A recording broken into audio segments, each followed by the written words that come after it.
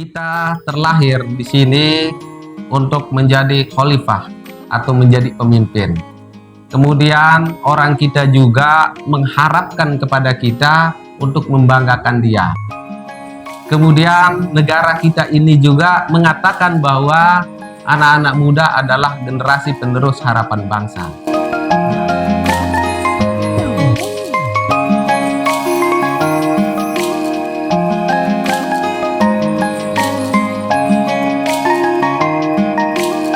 Assalamualaikum warahmatullahi wabarakatuh. Halo semuanya, kembali lagi bersama saya Saskia dalam podcast Bidik Studio MTS Negeri 1 Flores Timur, informatif dan tepat sasaran.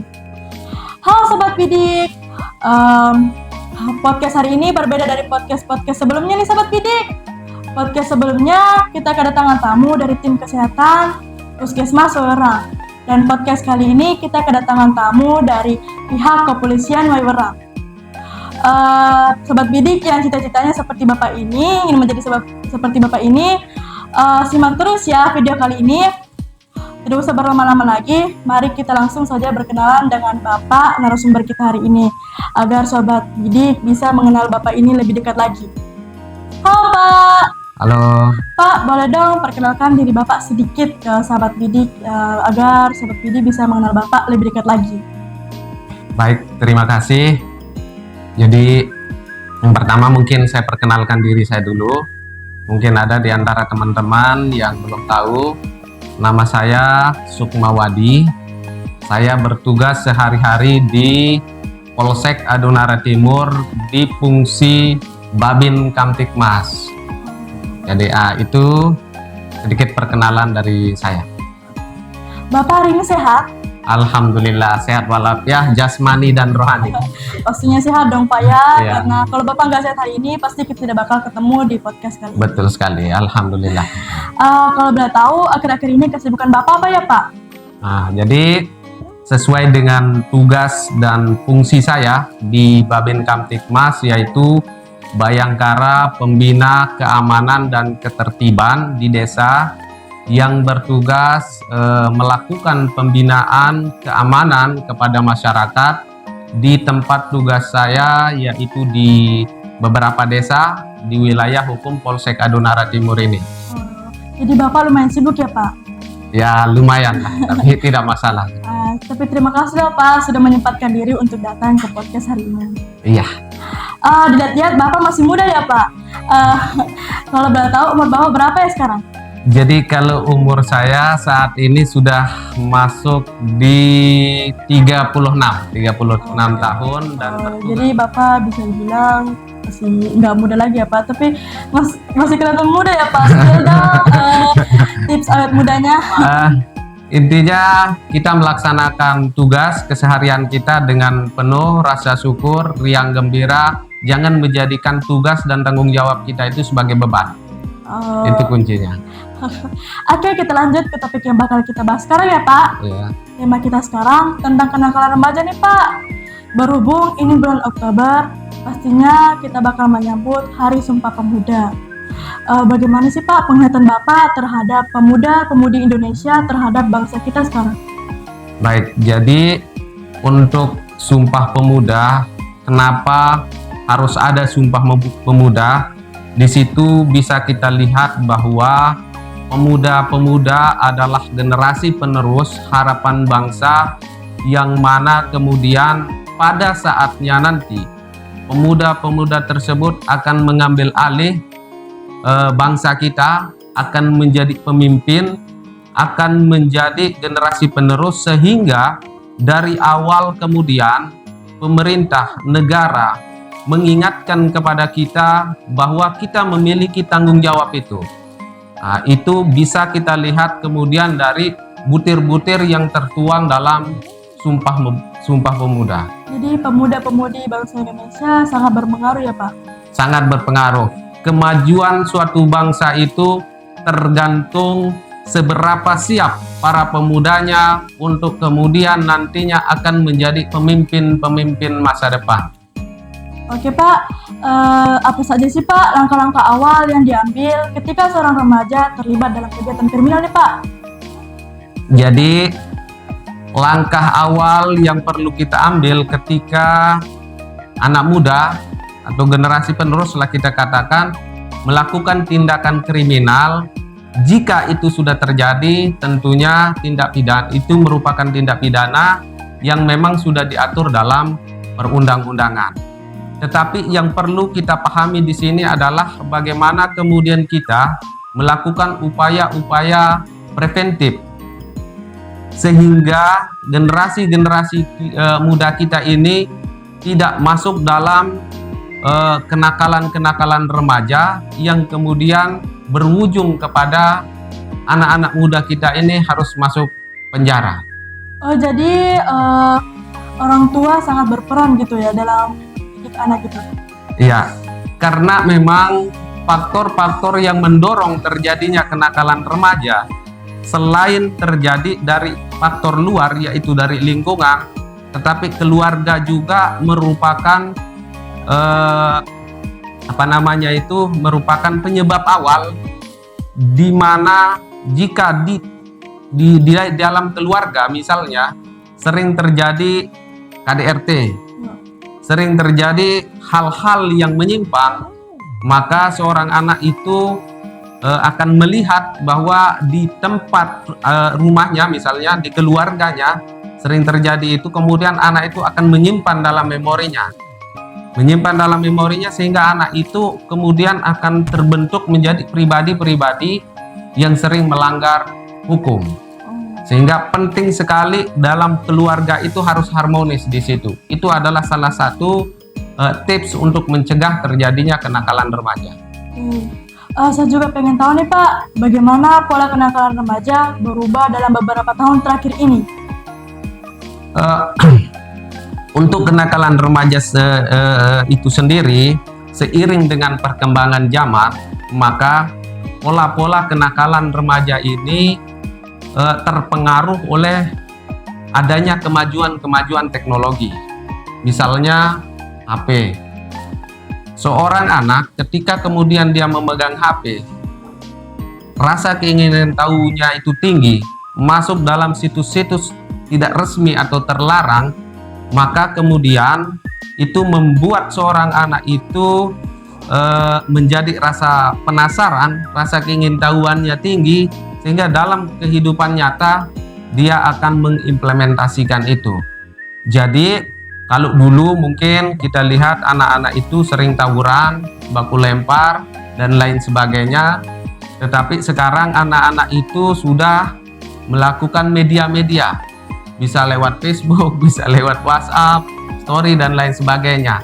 Artinya kemajuan teknologi juga ketika kita tidak mampu melakukan penyaringan, anak-anak kita juga bisa melakukan hal yang sama melalui media dan lain sebagainya.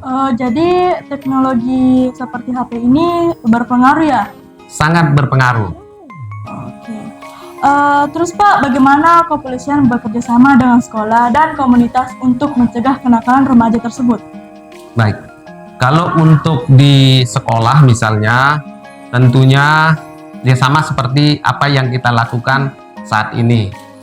Melalui adanya kegiatan-kegiatan seperti ini diharapkan kemudian anak-anak muda, khususnya anak-anak sekolah, bisa memiliki gaya tangkal, bisa memiliki gaya cegah sehingga tidak terjadi lagi yang namanya kenakalan remaja. Terus yang kedua, kita juga bekerja sama dengan sekolah-sekolah melalui kegiatan-kegiatan pramuka. Melalui kegiatan-kegiatan pramuka, di situ ada Saka Bayangkara, kita memperkenalkan beberapa ikon-ikon tentang tugas kepolisian kepada anak-anak, sehingga kemudian anak-anak bisa mengimplementasikan hal tersebut baik kepada dirinya maupun kepada orang lain dimanapun dia berada. Oh gitu ya Pak. Kalau jika seorang anak di bawah umur melakukan kejahatan, dia kan tidak dipenjara nih Pak, karena masih di bawah 17 tahun. Kalaupun dia dibawa ke kantor polisi, pastinya akan ada orang yang kayak dia ini tuh dibawa ke kantor polisi karena membuli temannya atau gimana begitu. Lalu, apa yang dilakukan kepolisian untuk menangani kasus tersebut? Baik. Terkait tentang kejahatan yang dilakukan oleh anak di bawah umur, itu sudah ada undang-undangnya, yaitu Undang-Undang Nomor 1 Tahun 2023, di mana di situ juga setiap tindakan-tindakan yang melanggar hukum, baik terhadap orang maupun barang, itu ada ketentuan tindak pidananya. Namun tentunya hal itu bukan menjadi prioritas kita untuk melakukan pemenjaraan kepada anak-anak, karena di mana anak-anak tadi itu adalah generasi, sehingga bagaimana kemudian kita melakukan pembinaan-pembinaan baik secara mental maupun secara rohani kepada anak-anak, sehingga kemudian anak-anak tidak mengulangi lagi perbuatan tersebut. Jadi penjara itu bukan menjadi tujuan utama, tetapi pembinaan itu yang harus kita utamakan.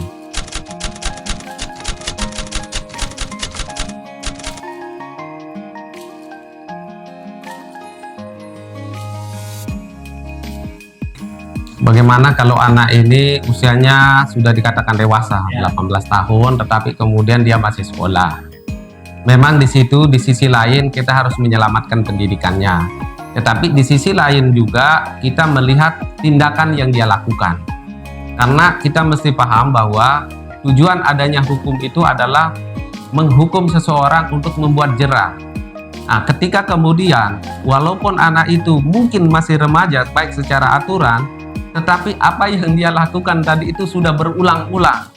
Fungsi pembinaan kita sudah lakukan misalnya, tetapi tidak pernah jera, maka penegakan hukum menjadi hal yang utama di situ. Kemudian kaitannya dengan trek-trek motor, kendaraan dan lain sebagainya. Jadi dalam Undang-Undang Nomor 1 Tahun 2023 tentang kenakalan remaja, di situ mengatur berkendara trek-trek motor itu juga masuk dalam kategori kenakalan remaja. Nah, kalau undang-undang lalu lintas, anak yang belum dewasa sebetulnya kan tidak bisa membawa kendaraan karena dia belum dewasa, otomatis dia juga belum memiliki SIM. Baik secara aturan undang-undang lalu lintas dia juga melanggar, yang dia lakukan itu juga masuk dalam kategori kenakalan remaja. Tolong dong Pak sarannya untuk orang tua dalam mencegah kenakalan sebelum menjadi masalah yang lebih serius, Pak. Baik, seperti yang sudah saya sampaikan tadi bahwa kita mesti pahami dulu yang pertama penyebab terjadinya kenakalan remaja tersebut. Kenakalan remaja itu adalah tindakan seorang anak yang menyimpang terhadap hukum agama, hukum adat maupun hukum positif. Jadi ketika seorang anak kemudian melakukan kegiatan yang menyimpang terhadap 3 norma tadi itu, maka kita bisa mengatakan dia adalah anak yang sedang melakukan kenakalan. Sementara remaja itu sendiri adalah anak yang berusia 10 tahun sampai dengan 18 tahun. Penyebab terjadinya kenakalan remaja itu faktor dari dalam dan faktor dari luar. Nah, faktor dari dalam ini yang pertama adalah keluarga, yang kedua lingkungan. Nah, faktor keluarga. Ketika kemudian dalam kehidupan berumah tangga, seorang bapak dan seorang anak sering terjadi keributan, sering terjadi kekerasan dalam rumah tangga, anak melihat kejadian itu kemudian akan masuk ke dalam memori anak tadi itu, sehingga membentuk karakter anak itu menjadi karakter yang sering melakukan tindakan kekerasan. Maka dari itu kepada keluarga sangat dilarang untuk kemudian mempertontonkan tindakan-tindakan kekerasan dalam rumah tangga, baik yang dilakukan oleh suami kepada istri atau istri kepada suami. Itu sangat dilarang, karena jangan sampai anak kita melihat kemudian merekam masuk ke dalam memorinya. Hindari itu. Jadi faktor lingkungan juga ya sangat berpengaruh gitu. Betul. Apa sih Pak dampak jangka panjang dari interaksi remaja dengan kepolisian, Pak? Untuk jangka panjang tentunya khususnya seperti saya misalnya di fungsi pengemban Babin Kamtibmas, yaitu pembina keamanan dan ketertiban. Salah satu tugas pokoknya adalah membangun komunikasi baik kepada pemerintah, kepada tokoh masyarakat, atau pemangku kepentingan untuk kemudian bagaimana kita membina masyarakat. Tujuan utama kita khususnya kepada anak-anak, seperti yang saya bilang tadi bahwa anak-anak ini adalah generasi penerus harapan bangsa.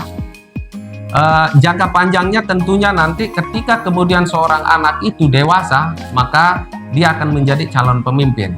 Pencegahan dari awal itu merupakan hal yang paling mutlak kita lakukan, hal yang paling utama kita lakukan, sehingga kemudian nanti anak-anak kita ini tumbuh dan berkembang menjadi pribadi-pribadi yang siap tampil, pribadi-pribadi yang memiliki wawasan kebangsaan yang baik, sehingga ketika kemudian dia jadi pemimpin nanti tentunya negara kita ini akan lebih maju. Guru kita di sekolah, selain para guru menyampaikan materi sesuai dengan kurikulum tentunya, tetapi bagaimana guru juga menjadikan siswa, menjadikan manusia untuk menjadi manusia seutuhnya. Dan interaksi antara guru dan murid itu dalam satu hari itu kan ada beberapa jam. Sehingga kemudian tentunya guru merupakan tokoh sentral untuk membentuk karakter anak-anak menjadi anak-anak yang kemudian memiliki mental yang baik ke depannya. Jadi ya Pak, kenakalan remaja kan sering terjadi seperti sosial saya ini Pak. Contohnya seperti perkelahian, penganiayaan, dan minuman keras. Bagaimana sih Pak cara menghindari kenakalan remaja menurut Bapak sendiri nih Pak? Baik.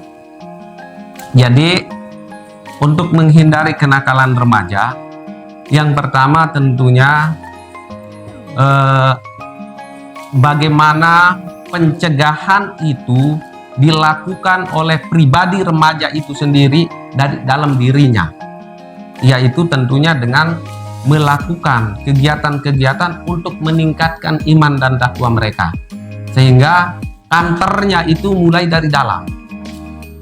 Kemudian bagaimana seorang anak dalam pergaulannya sehari-hari, dia mencari teman, dia memilih teman yang tentunya tidak pernah melakukan atau pernah melakukan tetapi sudah tobat misalnya.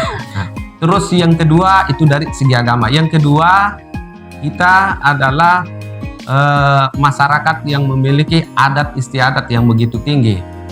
Tentunya bagaimana kemudian kita menghargai norma-norma yang ada dalam adat istiadat kita, karena itu juga sangat membantu kita, membantu anak-anak untuk memiliki gaya tangkal dalam dirinya, agar ia tidak melakukan kegiatan-kegiatan yang menyimpang sesuai dengan norma-norma adat istiadat kita.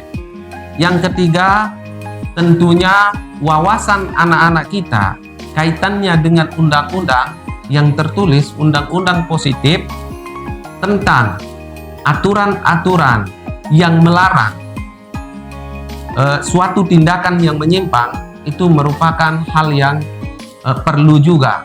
Sehingga tiga hal tadi itu seperti yang saya sebutkan itu harus diperkuat. Secara agama, memiliki intelektual agama yang baik, memiliki pengetahuan dan adat istiadat yang baik dan tidak melanggarnya, serta memiliki wawasan tentang aturan-aturan yang berlaku di negara kita. Itu akan menjadi gaya tangkal kita. Jadi faktor pergaulan juga sangat berpengaruh kenakalan remaja ya Pak? Iya. Jadi lingkungan itu akan memberikan sumbangan 60%. 60% membentuk karakter anak-anak. Faktor penyebab terjadinya kenakalan remaja tadi seperti yang saya sebutkan dua. Faktor dari dalam dirinya dan faktor dari luar. Faktor dari dalam dirinya yaitu keluarga dan lingkungan. Keluarga itu menyumbang 35%. Sementara lingkungan itu menyumbang 65%. Jadi kita bisa bayangkan dampak yang bisa diberikan oleh lingkungan kepada anak-anak remaja. Ketika di lingkungan itu sering terjadi hal-hal yang menyimpang terhadap hukum agama, hukum adat, dan hukum positif, maka tidak menutup kemungkinan anak-anak kita juga akan terbentuk karakternya menjadi anak-anak yang suka berbuat menyimpang pula. Maka lingkungan itu harus kita perbaiki untuk perbaikan generasi muda kita. Jadi harus berhati-hati dalam memilih teman gitu ya Pak? Betul sekali.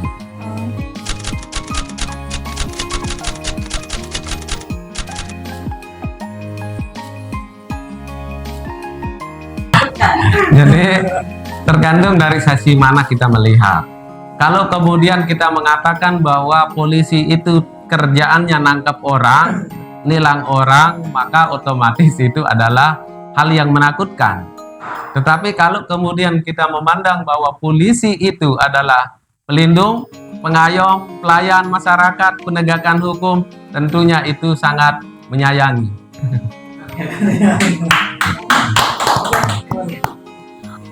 Pak, boleh dong Pak sarannya untuk generasi muda zaman sekarang nih Pak? Baik. Jadi saran saya berupa pesan. Jadi pesan saya untuk generasi muda kita mesti paham bahwa kita terlahir di sini untuk menjadi khalifah atau menjadi pemimpin. Kemudian orang kita juga mengharapkan kepada kita untuk membanggakan dia. Kemudian negara kita ini juga mengatakan bahwa anak-anak muda adalah generasi penerus harapan bangsa. Jadi jangan pernah kemudian kita mengingkari 3 hal tadi. Harapan orang tua, tujuan kita terlahir ke dunia ini, dan harapan bangsa kita ini untuk menjadi generasi penerus harapan bangsa. Oleh karena itu, untuk anak-anak muda, ikuti, taati apa yang menjadi perintah orang tua, sehingga ketika kita besar nanti tentunya kita akan membanggakan mereka. Kemudian karena kita adalah generasi penerus harapan bangsa, maka persiapkan diri kita untuk menjadi generasi-generasi yang memiliki intelektual yang tinggi, yang religius, yang memiliki mental baja, sehingga pada saatnya nanti anak-anak muda akan menjadi pemimpin-pemimpin masa depan yang hebat, terampil, dan luar biasa. Oke Pak, terima kasih atas pesan dan sarannya Pak. Untuk sahabat bidik yang ada di rumah ya Pak. Oke sahabat bidik, kesimpulan dari podcast hari ini adalah kita sebagai generasi penerus bangsa Indonesia, pemuda-pemudi Indonesia harus pintar-pintar dalam memilih circle pertemanan. Karena itu yang menentukan langkah kita selanjutnya atau masa depan kita nanti. Bidik Studio MTS Negeri 1 Flores Timur, informatif dan tepat sasaran.